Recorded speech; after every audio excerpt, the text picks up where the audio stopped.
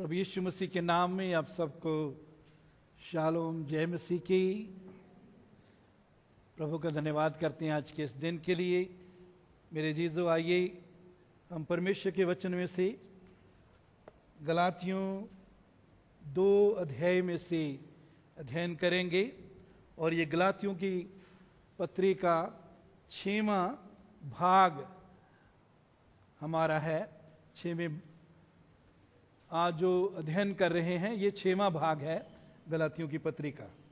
तो आइए हम 1 पद से 10 पद तक पढ़ेंगे। 14 वर्ष के बाद मैं बरनबास के साथ फिर यरूशलेम को गया और तीतुस को भी साथ ले गया। मेरा जाना ईश्वरीय प्रकाश के अनुसार हुआ, और जो सुसमाचार मैं अन्य जातियों में प्रचार करता हूँ उसको मैंने उन्हें बता दिया, पर एकांत में उनको जो बड़े समझे जाते थे, ताकि ऐसा न हो कि मेरी इस समय की या पिछली दौड़ धूप व्यर्थ ठहरे। परंतु तीतुस को भी, जो मेरे साथ था और जो यूनानी है, खतना कराने के लिए विवश नहीं किया गया। यह उन झूठे भाइयों के कारण हुआ जो चोरी से घुसे आते हैं, कि उस स्वतंत्रता का जो मसीह यीशु में हमें मिली है भेद लेकर हमें दास बनाएं। एक घड़ी भर उनके अधीन होना हमने ना माना, इसलिए कि सुसमाचार की सच्चाई तुम में बनी रहे। फिर जो लोग कुछ समझे जाते थे, वे चाहे कैसे भी थे, मुझे इससे कुछ काम नहीं। परमेश्वर किसी का पक्षपात नहीं करता। उनसे जो कुछ समझे जाते थे, मुझे कुछ भी नहीं प्राप्त हुआ। परंतु इसके विपरीत जब उन्होंने देखा कि जैसा खतना किए हुए लोगों के लिए सुसमाचार का काम पतरस को सौंपा गया, वैसा ही खतना रहितों के लिए मुझे सुसमाचार सुनाना सौंपा गया। क्योंकि जिसने पतरस से खतना किए हुओं में प्रेरिताई का कार्य बड़े प्रभाव सहित करवाया, उसी ने मुझसे भी अन्य जातियों में प्रभावशाली कार्य करवाया। और जब उन्होंने उस अनुग्रह को जो मुझे मिला था जान लिया, तो याकूब और कैफा और यूहन्ना ने, जो कलीसिया के खंबे समझे जाते थे, मुझको और बरनबास को संगति का दाहिना हाथ दिया कि हम अन्य जातियों के पास जाएं, और वे खतना किए हुओं के पास केवल यह कहा कि हम कंगालों की सुधि लें, और इसी काम को करने का मैं आप भी यत्न कर रहा था। हालेलुया।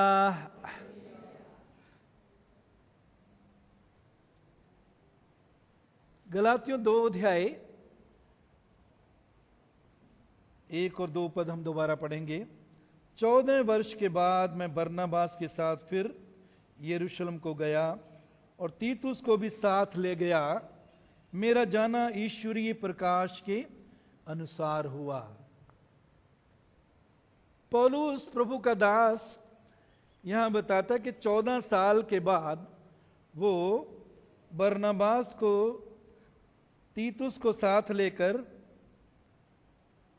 बरनबास के साथ फिर यरूशलेम को गया और तीतुस को भी साथ ले गया। बरनबास और तीतुस को साथ लेकर प्रभु का दास जो है वो यरूशलेम गया 14 साल बाद। 14 साल पहले भी वो गया था, लेकिन एक खास बात जो 2 पद में वो बताता है, मेरा जाना ईश्वरीय प्रकाश के अनुसार हुआ। पौलुस गया, बरनबास और तीतुस को साथ लेकर, लेकिन उसका जाना, उसकी ये यात्रा यरूशलेम में प्रभु के दासों के पास, चेलों के पास जाना, कहता है ईश्वरीय प्रकाश के अनुसार हुआ। परमेश्वर ने उस पर प्रकट किया कि तू 14 साल के बाद फिर जा। पौलुस अपने साथियों को इसलिए साथ लेकर नहीं गया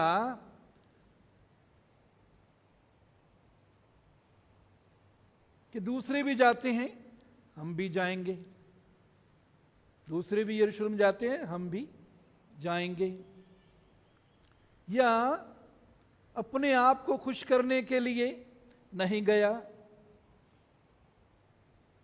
यरूशलेम में जो चेले थे उनको खुश करने के लिए नहीं गया।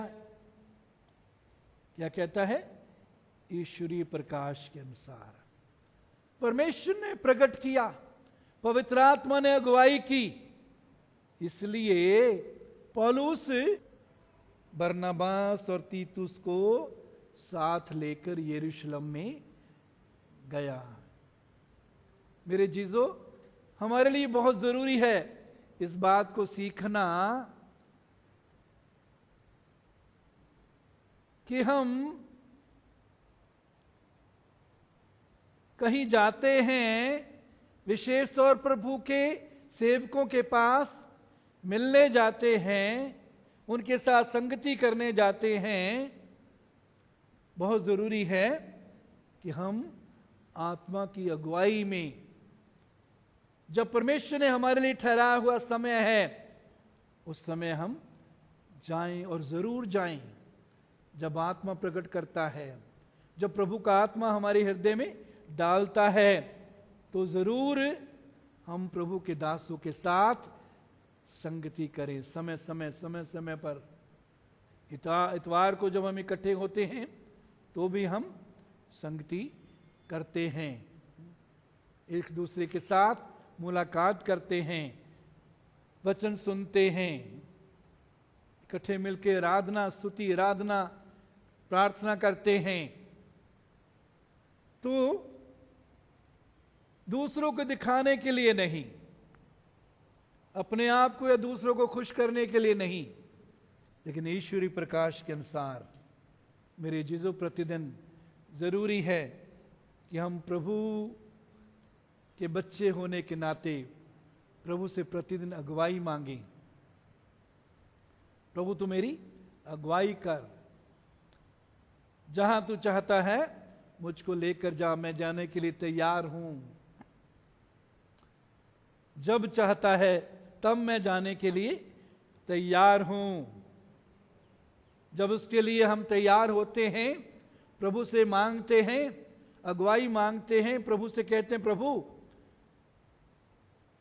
तू जहां चाहता है, जब चाहता है मैं जाने के लिए तैयार हूं, तो प्रभु हमें ईश्वरीय प्रकाश देता है, पवित्र आत्मा के द्वारा प्रकट करता है। और वो हमारी यात्रा, वो हमारा जाना हमारे लिए बहुत बड़ी आशीष का कारण होता है। जहां प्रभु का दास पौलुस साथियों को लेकर यरूशलेम में गया, और जहां वो जो बातचीत वहां हुई, जो घटना वहां हुई, उससे आज तक कलीसियाएं, हम सब भी लाभ उठा रहे हैं, हम सीख रहे हैं।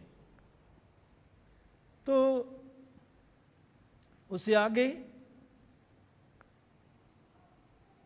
मेरा जाना ईश्वरीय प्रकाश के अनुसार हुआ, और जो सुसमाचार मैं अन्य जातियों में प्रचार करता हूं उसको मैंने उन्हें बता दिया।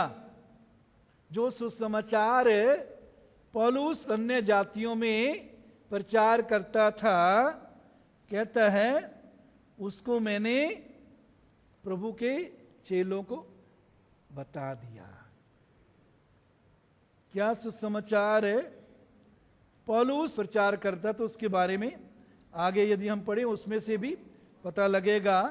पौलुस जो प्रचार करता है वो कहता है जो सुसमाचार मैं अन्य जाति में प्रचार करता हूं उसको मैंने उन्हें बता दिया, पर एकांत में उनको जो बड़े समझे जाते थे, ताकि ऐसा ना हो कि मेरी इस समय की या पिछली दौड़ धूप व्यर्थ ठहरे।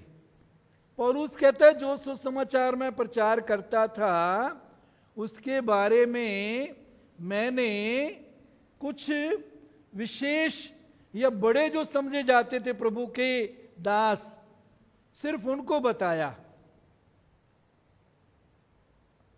आम जो सेवक थे या आम विश्वासी थे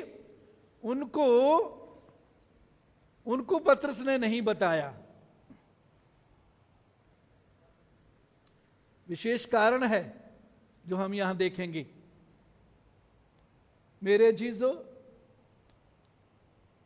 हम कई बार जब बात करते हैं तो इस बात का ध्यान बिल्कुल नहीं देते कि किन के सामने हमें बात करनी है, किन के सामने नहीं करनी।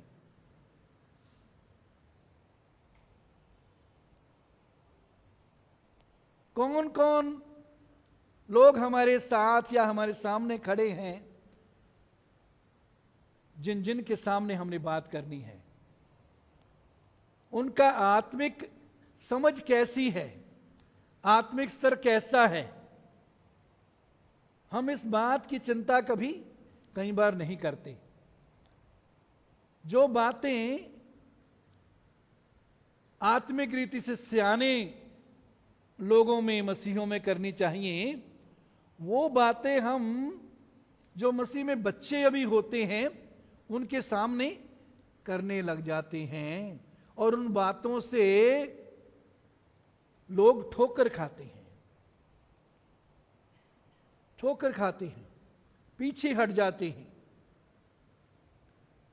मेरे चीजों, उसको मैंने, पौलुस कहता है मैंने उन्हें बता दिया, पर एकांत में उनको जो बड़े समझे जाते थे, ताकि ऐसा ना हो कि मेरी इस समय की या पिछली दौड़ धूप व्यर्थ ठहरे।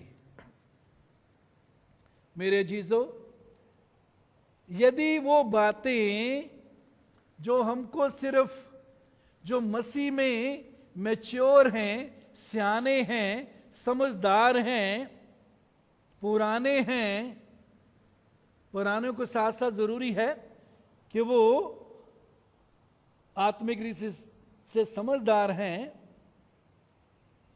यदि सिर्फ उनके पास नहीं करते, मसीह में जो सियाने नहीं हैं उनके सामने करते हैं, तो कई बार हमारी दौड़ धूप, जैसे पौलुस यहां कहता है, दौड़ धूप व्यर्थ ठहरे। इसलिए कहता है मैंने जो मसीह में अभी नए हैं या बच्चे हैं उनके सामने ये बात नहीं की। सीखें मेरे अजीजों, इन बातों को हम समझें, सीखें कि किन लोगों के सामने कौन सी बात हमें करनी है।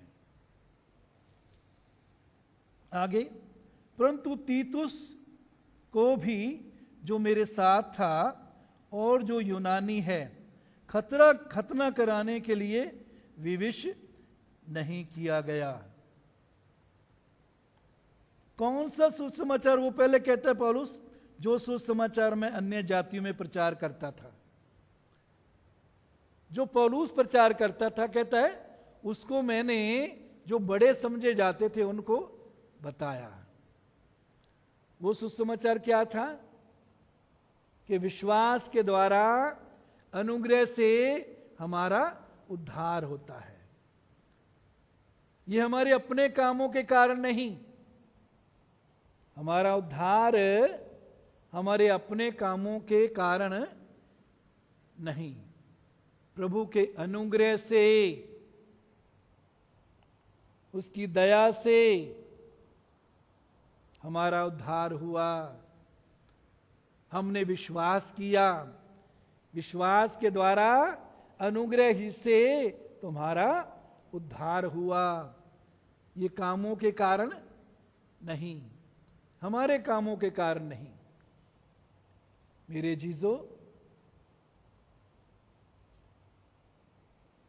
बहुत से विश्वासी बड़ा घमंड करते हैं।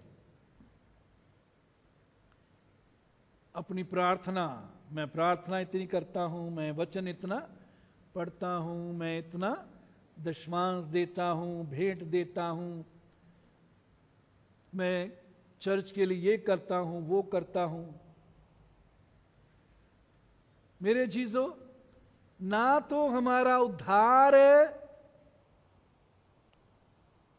हमारे अपने कामों के कारण हुआ, ना ही हमारा उद्धार पाने के बाद जो हम काम करते हैं उन पर निर्भर करता है। हां, उद्धार के बाद वचन में लिखा है, उद्धार का कार्य डरते और कांपते हुए पूरा करो। जो काम प्रभु ने हमें दिया है, उद्धार जब हमने पा लिया तो उसको डरते और कांपते पूरा करना है, उसमें बने रहना है, उसको उसमें बढ़ना है। लेकिन कामों से हमें उद्धार नहीं मिला। उद्धार पाया है इसलिए उसने हमें काम दिए हैं, उनको हमने करना है, उनमें बने रहना है। वो काम जो उद्धार के प्रभु ने हमें दिया है, डरते और कांपते उस दिन को पूरा करना है, वो है विश्वास में बने रहना, वचन में बने रहना, उसकी उपस्थिति में बने रहना, आज्ञा में जीवन व्यतीत करना, आत्मा के फल से लदे रहना, आत्मा की अगुवाई में चलना, संगति में बने रहना, उसके जिंदा गवाह बने रहना, प्रभु के गवाह बने रहना, उसकी गवाही देना, उसके गवाह बने रहना, आत्माओं को उसके राज्य के लिए जीतना। परंतु तीतुस को भी, जो मेरे साथ था, यूनानी है, खतना कराने के लिए विवश नहीं किया गया। वहां एक शिक्षा जो सही नहीं थी वो फैल रही थी। वो शिक्षा 4 पद में पौलुस इसके बारे में और बोलता है, यह उन झूठे भाइयों के कारण हुआ जो चोरी से घुस आए थे, कि उस स्वतंत्रता का जो मसीह यीशु में हमें मिली है, भेद लेकर हमें दास बनाएं।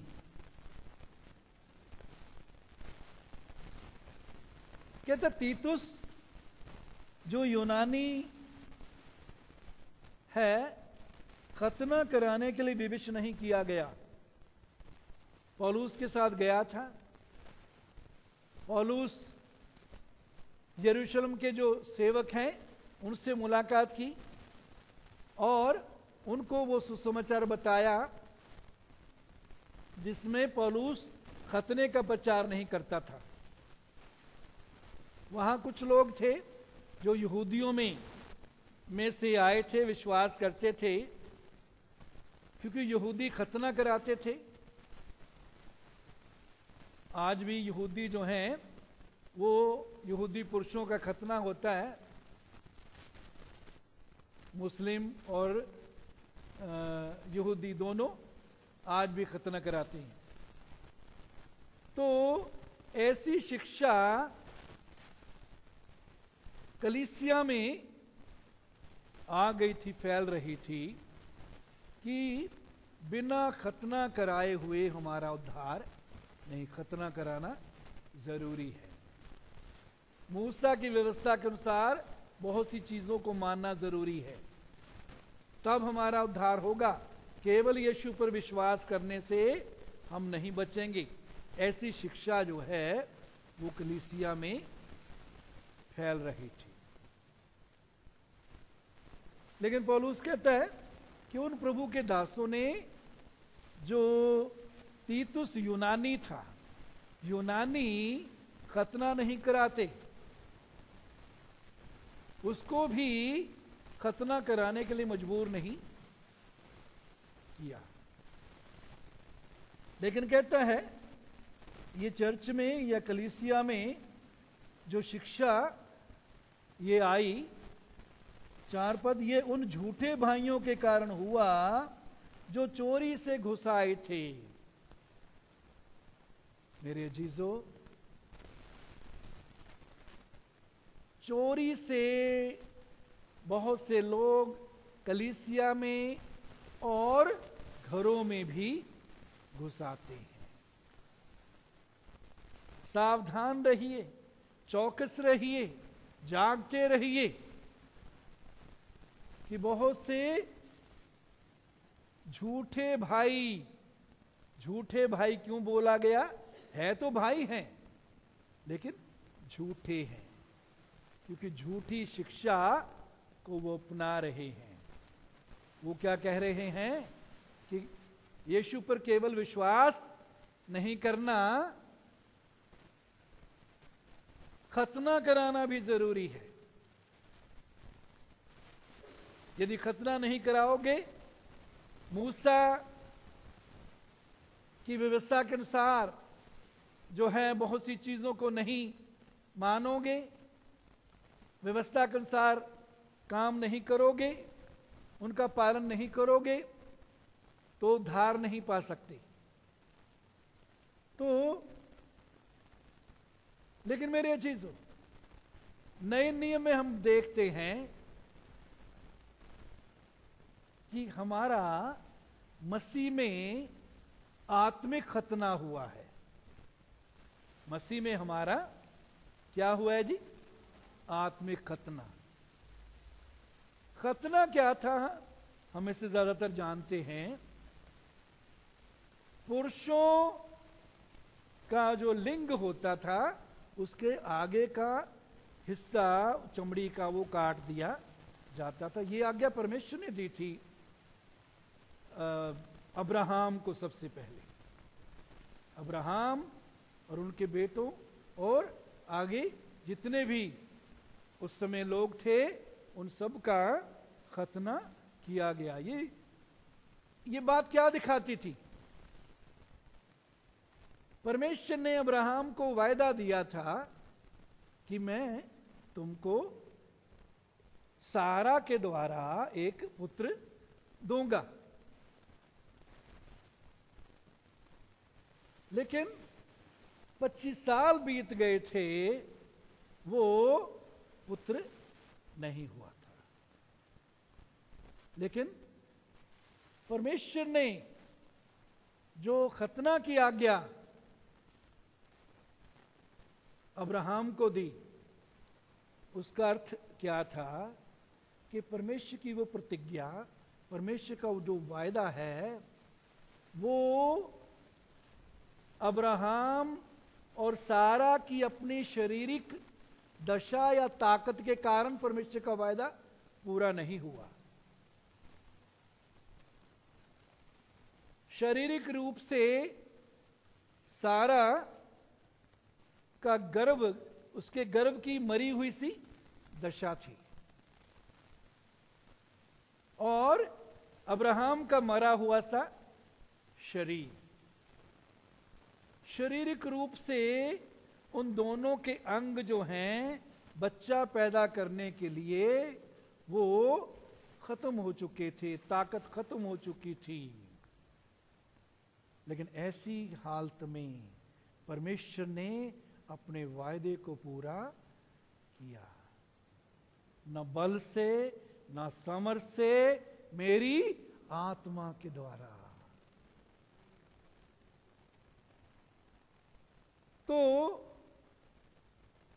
खतना किया जाता था, मतलब शारीरिक ताकत, शारीरिक ताकत अलग की गई। या ये शारीरिक ताकत से हम परमेश्वर के वायदों को, उसकी प्रतिज्ञाओं को अपने जीवन में पूरा होता हुआ नहीं देख सकते।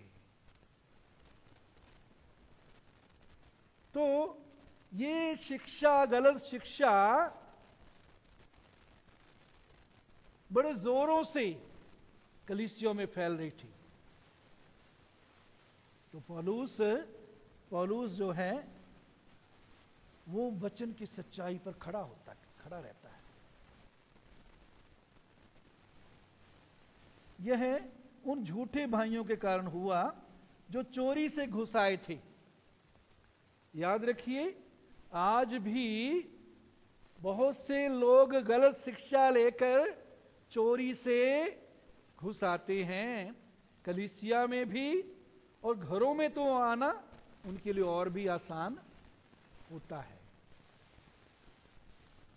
झूठे भाइयों के कारण हुआ जो चोरी से घुस आते थे, और उस स्वतंत्रता का जो मसीह यीशु में हमें मिली है, वो स्वतंत्रता कहता है जो मसीह में हमको मिली है, भेद लेकर हमें दास बनाएं। मसीह यीशु में हमें स्वतंत्रता मिली है, आजादी मिली है। कहते हैं उसका भेद लेकर वो तुमको गुलाम बनाना चाहते हैं।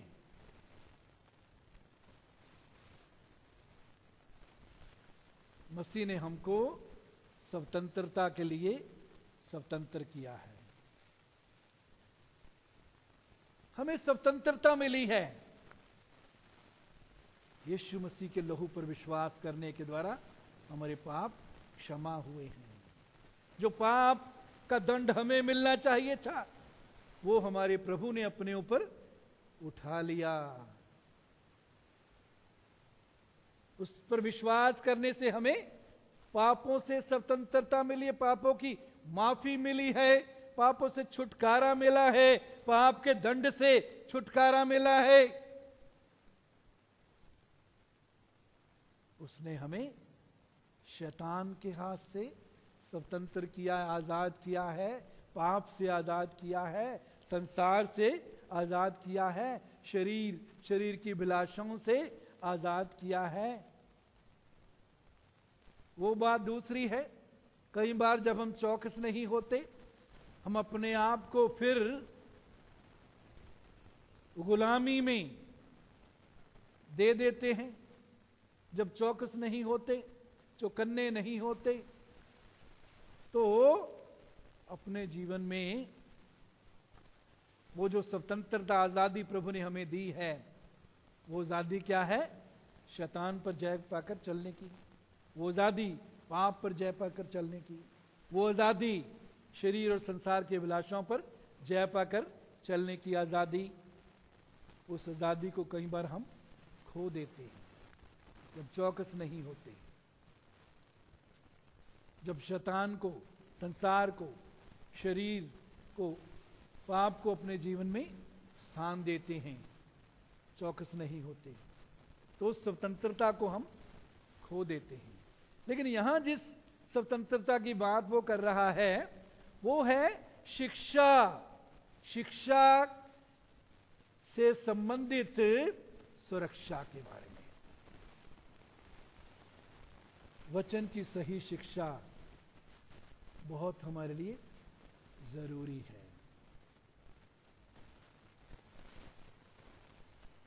बहुत से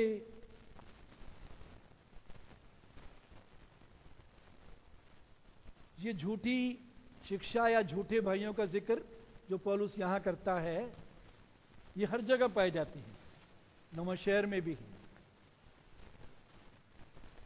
जो घरों घरों में जाते हैं, उनमें से कुछ है यहोवा के गवाह, वो यीशु का नाम नहीं लेंगे, या नाम लेने के बाद फिर यहोवा पर आ जाएंगे। नए नियम में हम यीशु के नाम का प्रचार चेलों ने किया, यीशु के जी उठने का प्रचार किया, यीशु के नाम के बारे में लिखा है कि वो स्वर्ग के नीचे पृथ्वी के ऊपर कोई दूसरा नाम नहीं दिया गया जिसके द्वारा हम उद्धार पा सकते हैं। वचन में हम जगह जगह पढ़ते हैं कि यीशु परमेश्वर है। हाँ, उसे परमेश्वर का पुत्र भी कहा जाता है। एक मनुष्य पिता भी होता है, पति भी होता है। एक मनुष्य शिक्षक भी होता है। मनुष्य एक है लेकिन उसके कार्य अलग अलग हैं। वो अलग अलग कार्यों में अलग अलग व्यक्ति के रूप में होता है। जब वो शिक्षक होता है तो अपने बच्चों के लिए ही वो टीचर भी होता है ना। जब वो पिता का फर्ज पूरा कर रहा होता, पिता की तरह बच्चों के साथ व्यवहार कर रहा है, समय गुजार रहा, तो वो पिता होता है। जब वही दफ्तर का मैनेजर होता है तो अगर उसके बच्चे वहां दफ्तर में काम करें तो वो बच्चों के लिए उस समय मैनेजर भी होता है। इसी प्रकार वचन में हम देखते हैं परमेश्वर एक है लेकिन एक परमेश्वर अपने आप को तीन व्यक्तियों पिता पुत्र पवित्र आत्मा के द्वारा प्रकट करता है। तो यहोवा के गवाह जो हैं वो बिल्कुल परमेश्वर के वचन से उलट शिक्षा देते हैं। यीशु को क्या बताते हैं? यीशु स्वर्गदूत है। स्वर्गदूत से बढ़कर यीशु को वो कुछ नहीं मानते। लेकिन हम परमेश्वर के वचन में प्रकाशित वाक्य के 5 अध्याय में देखते हैं 24 प्राचीन उसके सामने झुकते हैं, उसको दंडवत करते हैं। तो पिता पुत्र दोनों की आराधना स्वर्ग में की जाती है। यदि यीशु स्वर्गदूत है, स्वर्गदूत की आराधना नहीं की जाती, पाप है। कुछ लोग ऐसे भी हैं, मुझे किसी का फोन आया, किसी ने बताया वो हमारे संपर्क में है, किसी कारण नहीं आ सकते चर्च में। उन्होंने बताया कि आए हैं, वो कह रहे हैं कि सब्बत 7वें दिन को आराधना करना चाहिए। परमेश्वर का वचन हमें नहीं बताता। जहां वो 7वें दिन की बात कर रहे हैं वहां तो ये भी लिखा है कि 7वें दिन अपने चूल्हे में अंगीठी में आग भी ना जलाएं। लेकिन आग तो वो जलाते हैं, रोटी चाय वगैरह बनाते हैं। तो बहुत चौकस रहना है हमने। ये नहीं कि हर एक के लिए हम जो हैं वो, जिसके पास भी बाइबल है, हाँ जी आपके पास बाइबल है, ठीक है आइए, अब प्रभु के सेवक हैं। बहुत जरूरी है परखना। स्वयं बाइबल पढ़ें, खुद बाइबल पढ़ें तो हमारे लिए परखना जो है बहुत आसान हो जाता है। और अगर हम तीसरा यूहन्ना में पढ़ेंगे,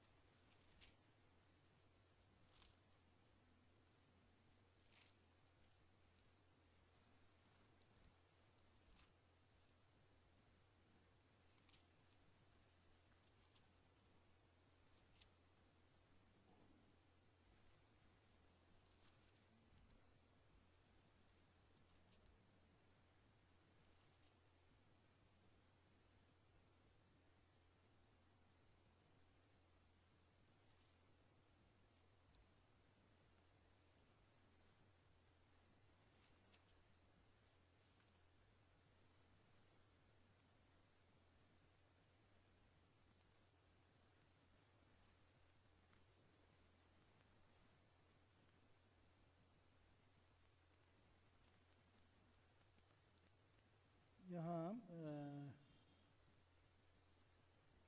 है कि उनको जो मसीह की शिक्षा में बना नहीं रहता उनको घर में ना आने दें, ऐसा है जी। दूसरा ही होना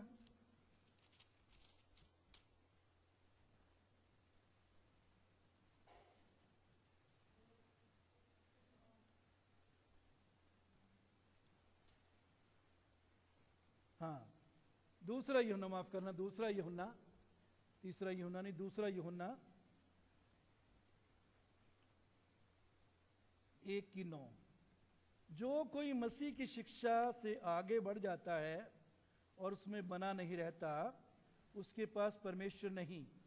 जो कोई उसका शिक्षा में स्थिर रहता है, उसके पास पिता भी है और पुत्र भी है। 10 पद, यदि कोई तुम्हारे पास आए और यही शिक्षा ना दे, उसे ना तो घर में आने दो और ना नमस्कार करो।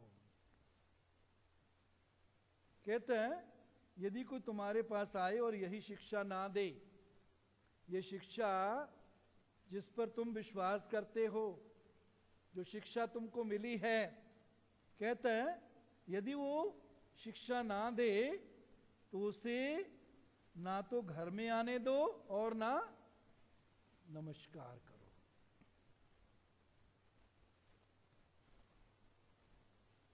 मैं कह रहा हूं जी, अपनी ओर से कह रहा हूं, है या प्रभु का वचन है? प्रभु का वचन है। इसलिए जो भी बाइबल उठाकर आ जाए, हर एक को समय भी ना दें।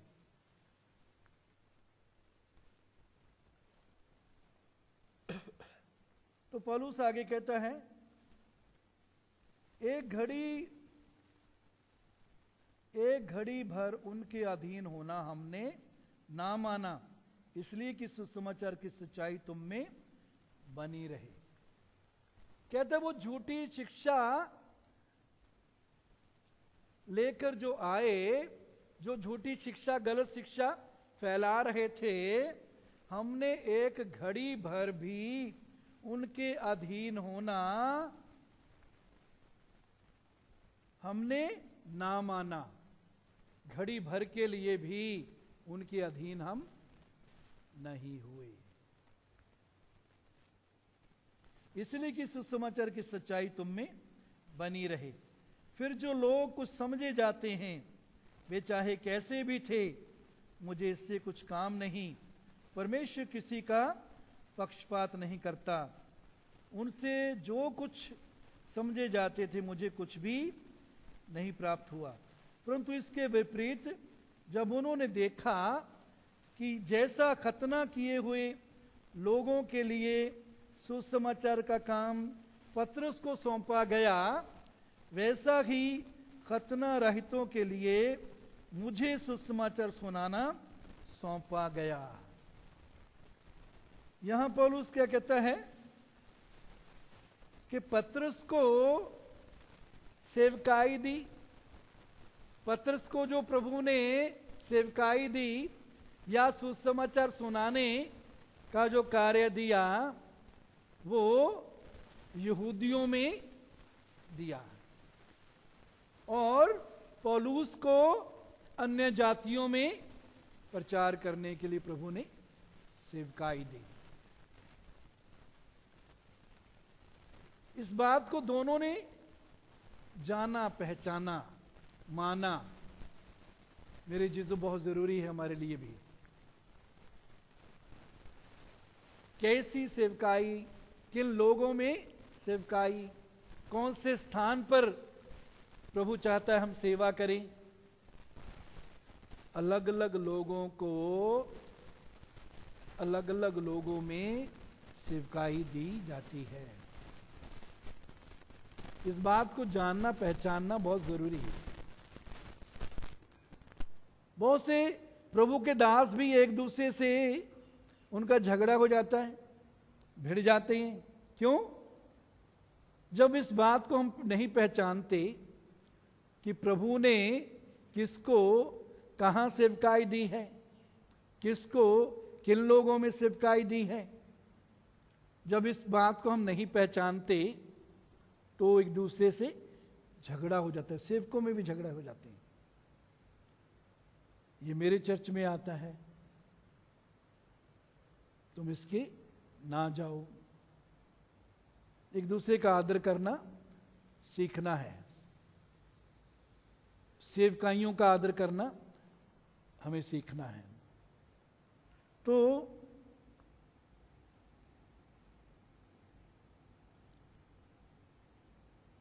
क्योंकि जिसने पत्रस से खतना किए हूं में प्रेरित का कार्य बड़े प्रभाव सहित करवाया, उसी ने मुझसे भी अन्य जातियों में प्रभावशाली कार्य करवाया है। मेरे जीजो, हम इस बात पर अक्सर जोर देते हैं कि हर एक विश्वासी को प्रभु ने सेवकाई के लिए बुलाया है। सेवकाई का कार्य हर एक विश्वासी के लिए भी है। हो सकता है स्टेज पर चढ़कर, यहां पुलपिट के सामने खड़े होकर सेवकाई सबको ना मिले, लेकिन परमेश्वर ने हर विश्वासी के लिए सेवा रखी है। कुछ को वो सेवा प्रैक्टिकल शारीरिक रूप से जो काम करते हैं वो सेवा भी होती है। जैसे आप में से कहीं करते हैं, चाय बनाना, चाय बांटना, चाय के बर्तन साफ करना। यहाँ कुछ बच्चे आते हैं, सफाई करते हैं। वीरवार को भी प्रार्थना में इकट्ठे होते हैं। उसके बाद भी आप में से कहीं सेवा करते हैं, अलग अलग कार्य करते हैं। इसके साथ साथ अपने घरों में जब हम हैं, जहां हम काम करते हैं, वहां भी आपके लिए प्रभु ने सेवकाई रखी है। और पौलुस यहां कहता है कि अन्य जातियों में जिसने मेरे द्वारा प्रभावशाली कार्य किया, पत्रस के द्वारा प्रभावशाली कार्य इजरायलियों में, यहूदियों में किया। मेरे अजीजों, परमेश्वर हम विश्वासियों के द्वारा भी प्रभावशाली कार्य करना चाहता है। प्रभावशाली का मतलब जिस काम या जिस गवाही के द्वारा, जिस जीवन के द्वारा दूसरों के जीवन में प्रभाव पड़ता है। वो प्रभाव क्या है? मसीह के पास आने का प्रभाव, दूसरों के लिए नमक बनने का प्रभाव। नमक सब्जी में, दाल में, पकौड़ों में, नमकीन चीजों में नमक डाला जाता है। वो नमकीन चीज खाकर हमको प्यास लगती है। नमक स्वाद के साथ साथ प्यास पैदा करता है। तो वो कार्य प्रभु क्या करना चाहता है कि हमारे जीवनों के द्वारा, हमारी बातों के द्वारा, हमारे व्यवहार के द्वारा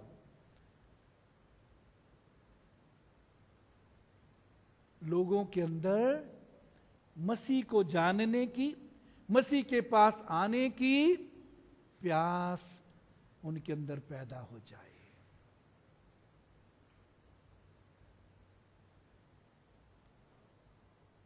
मेरे अजीजों, आप और मैं मसीह के गवाह बनने के लिए बुलाए गए हैं, गवाह बनने के लिए चुने गए हैं।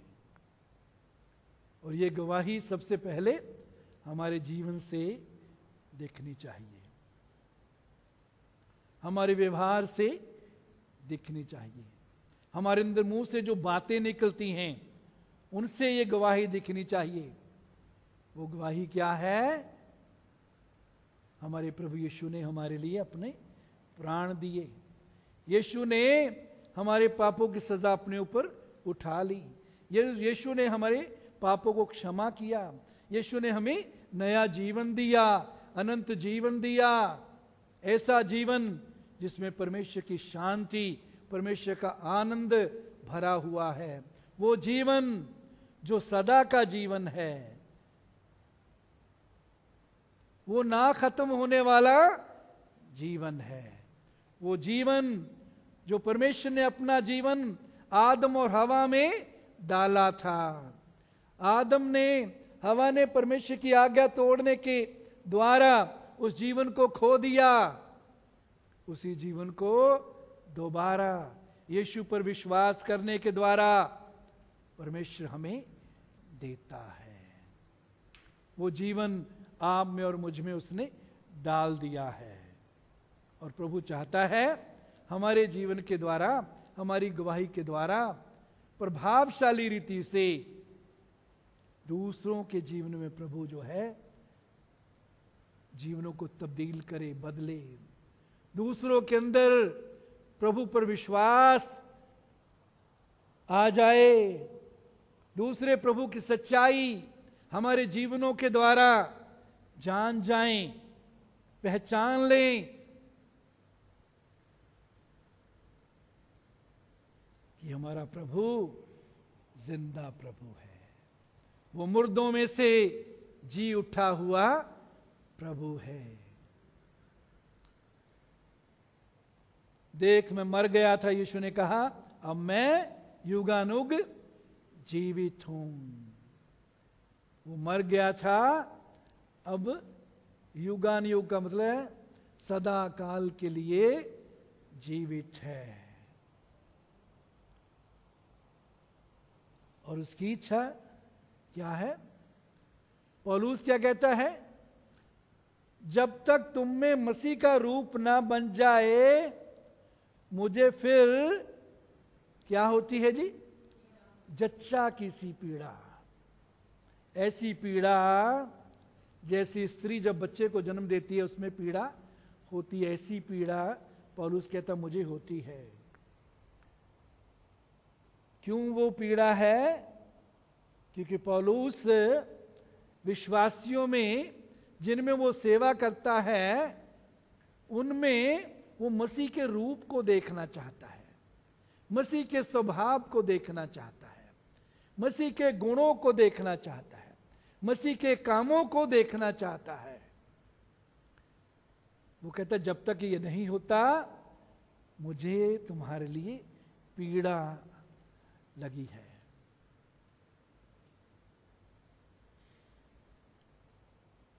स्त्री पीड़ा सहती है, बच्चे को जन्म देती है।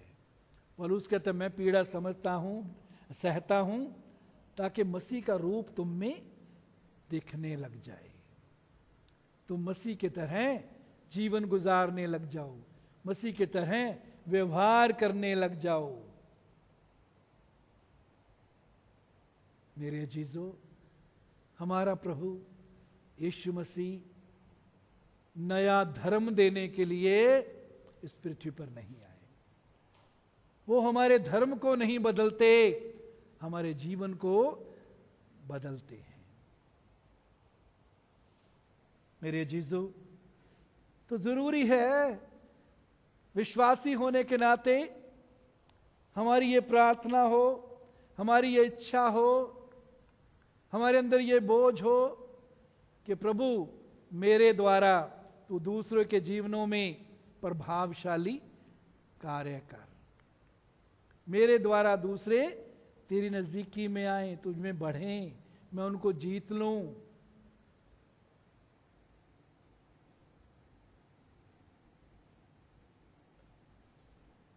नौ पद, और जब उन्होंने उस अनुग्रह को जो मुझे मिला था जान लिया, तो याकूब, कैफा, यूहन्ना और यूहन्ना ने, जो कलीसिया के खंबे समझे जाते थे, मुझको और बरनबास को संगति का दाहिना हाथ दिया कि हम अन्य जातियों के पास जाएं और वे खतना किए हों के पास।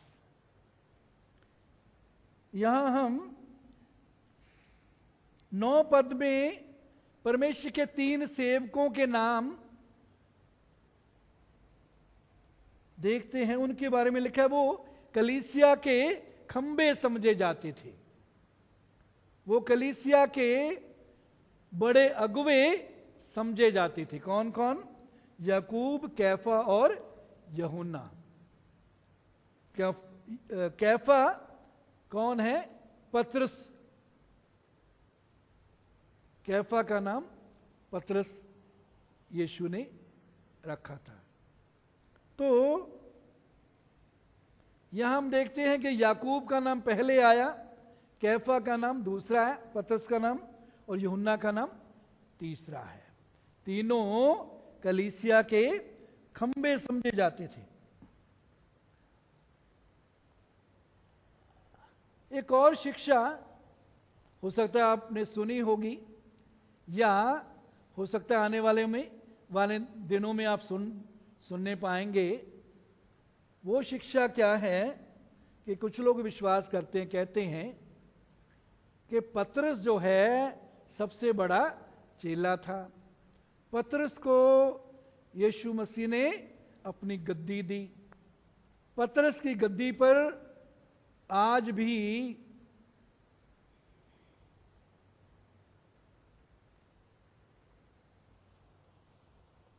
अगवा कोई बैठा है जिसको पोप कहा जाता है।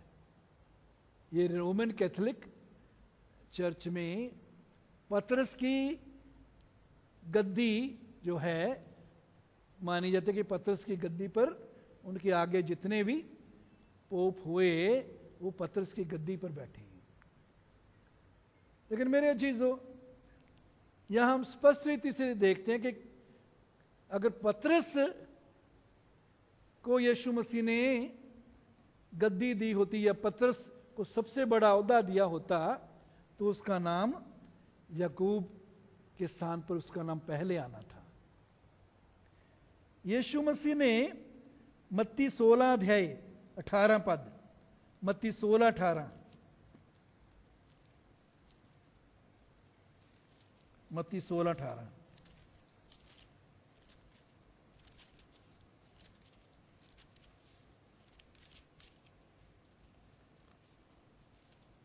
यहां लिखा है,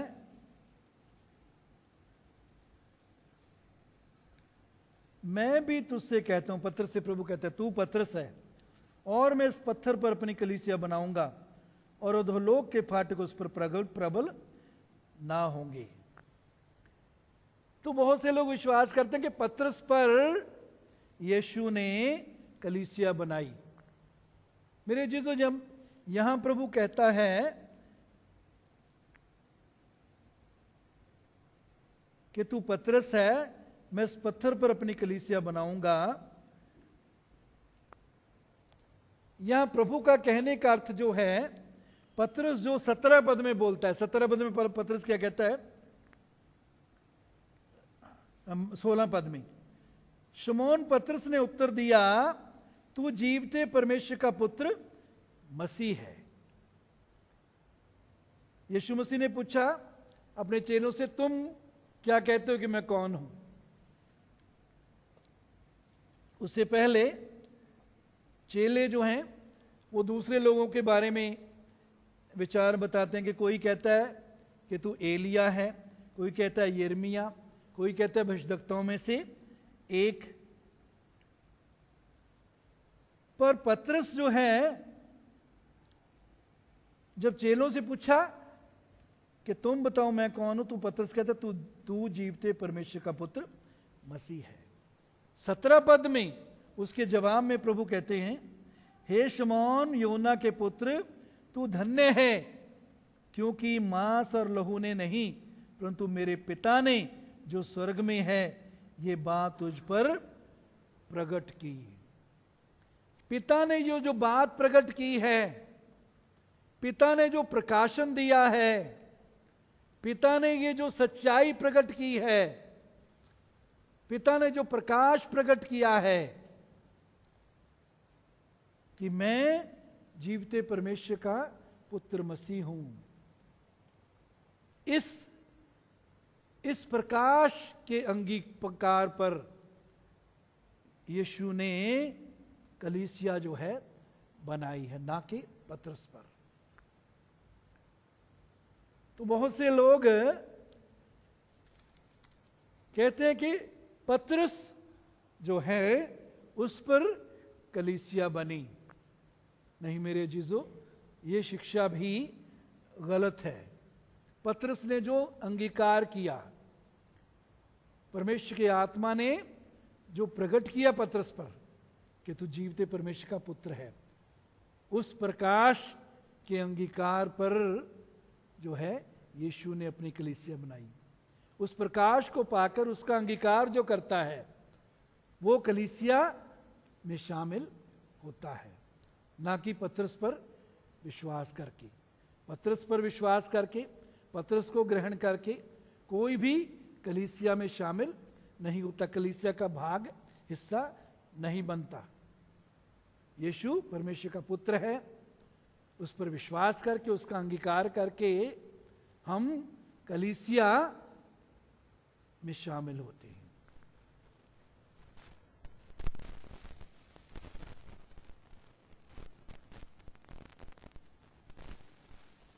मुझको और बरनबास को संगति का दाहिना हाथ दिया कि हम अन्य जातियों के पास जाएं और वे खतना ही किए हुओं के पास। केवल यह कहा, तो हमने पहले देख लिया कि उन्होंने ये पहचानना जरूरी है कि कौन से लोगों में या कौन सी जगह पर किसको प्रभु ने सेवकाई दी है। यदि इसको पहचानेंगे तो हम बड़े आराम से सेवा कर सकते हैं, नहीं तो एक दूसरे के साथ भिड़ते रहते हैं। और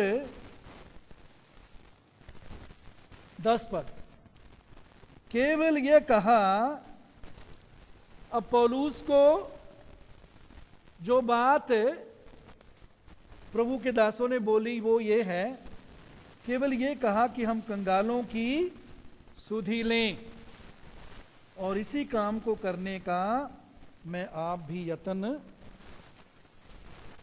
कर रहा था। कहता है उन्होंने मुझे क्या कहा, याकूब, पतरस और यूहन्ना ने, कि हम कंगालों की क्या लें, सुधि लें। और कहता है ये काम करने के लिए तो मैं तो खुद ही पहले तैयार था। केवल ये कहा कि हम कंगालों की सुधि लें और इसी काम को करने का मैं आप भी यत्न कर रहा था। मेरे जीजो, कंगालों की सुधि लेना या जरूरतमंद, हमारे गरीब भाई बहन, जरूरतमंद, अनाथ या विधवा परिवार, उनकी सहायता की सेवकाई जो है, इसका विशेष महत्व कलीसिया में है। पुराने नियम में भी, नए नियम में भी है। इसलिए इस सेवकाई में बने रहना बहुत जरूरी है। बहुत से चर्चिज में ये सेवकाई क्यों नहीं की जाती? जब चर्च की अपनी जरूरतें पूरे नहीं होती, परमेश्वर के सेवक, पास्टर और उनके साथ जो सेवा करते हैं, उनकी सेवकाई और चर्च की सेवकाई की जरूरतें यदि भेंट और दशमांश से पूरी नहीं होती तो चर्च के लिए वो जो है इस कंगालों के लिए सेवकाई करना मुश्किल हो जाता है। लेकिन मेरे अजीजों, हमें पहली बात विश्वास से कदम उठाना है। दूसरी बात, हमें बुद्धिमानी से भी इस सेवकाई को करना है। इसलिए हम कई बार इस बात पर जोर देते हैं, क्योंकि ये सेवकाई हमारे पास नई है। पहले हमने शुरू की थी, फिर बंद कर दी थी। पिछले दिनों ने प्रभु ने फिर सिखाया कि सेवकाई को हम करें, और इस सेवकाई को हम चाहते हैं कि हम लगातार करें। तो इसलिए हम सबको बुद्धिमानी के साथ इस सेवकाई को करना है। कैसे? जैसे मैं पहले भी बता चुका हूं कि उस चैरिटी को, चैरिटी बोलते हैं इंग्लिश में, चैरिटी की सेवकाई में हमने दशमांश और भेंट जो हम चर्च में देते हैं उसके अलावा यदि हम देना चाहते हैं तो उसमें हम डालें।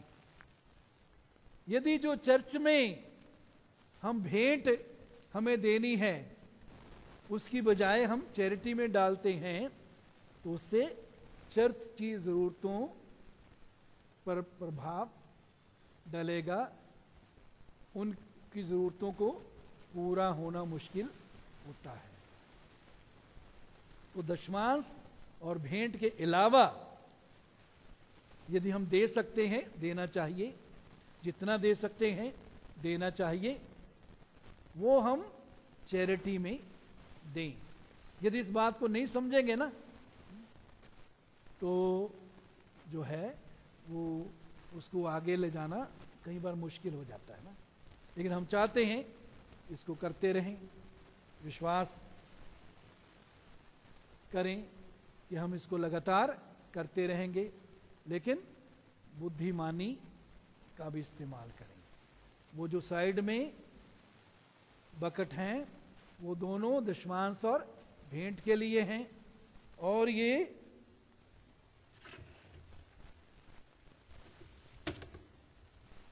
जो बीच में है ये चैरिटी के लिए या जरूरतमंदों की जरूरत के लिए है। तो इस बात को जरूर पहचान कर हम सेवा करें ना।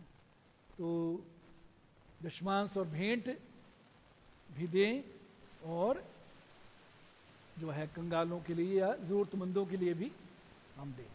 तो आइए हम प्रार्थना करें।